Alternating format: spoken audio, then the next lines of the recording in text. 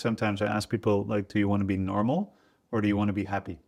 And a lot of people are choosing normal over happy. We tend to repeat patterns and we tend to get into the same situations in our life, both positive and negative. Saves energy. Yeah, it saves energy, exactly. And once I heard somebody say, the goal of thinking is to not have to think.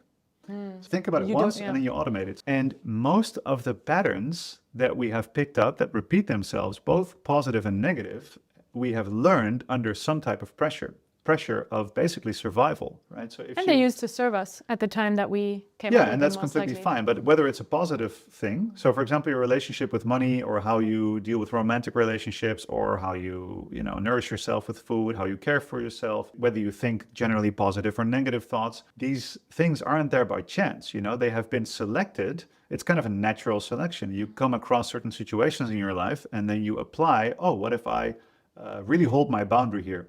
And then, oh, that was really good. And then the next time in a situation arises, you go, oh, I'm going to hold my boundary again. And then every time you healthily hold your boundaries, you're going to learn to practice these healthy boundaries and see the benefits. And the opposite also, if you find a situation that makes you cross your boundary, but somehow you got a payoff, like somebody else was pleased by you sacrificing yourself, then that's going to repeat itself. And of course, the most difficult things to deal with, we have learned in what feels like survival situations, like, being bullied, or disharmonious family situations, or somebody having some type of a power over you. Or also in childhood, sometimes it's not necessarily even something terrible that happened to you. But for example, you talked about patterns around money or food, and sometimes it's literally just what we picked up from our families, because that's what we were shown, because that's the only sort of frame that we received at an age where we are basically sponges and just, of course, look at our environment to copy potential strategies. It just becomes our norm that we don't even question anymore, because like, hey, I've seen everyone around me do this,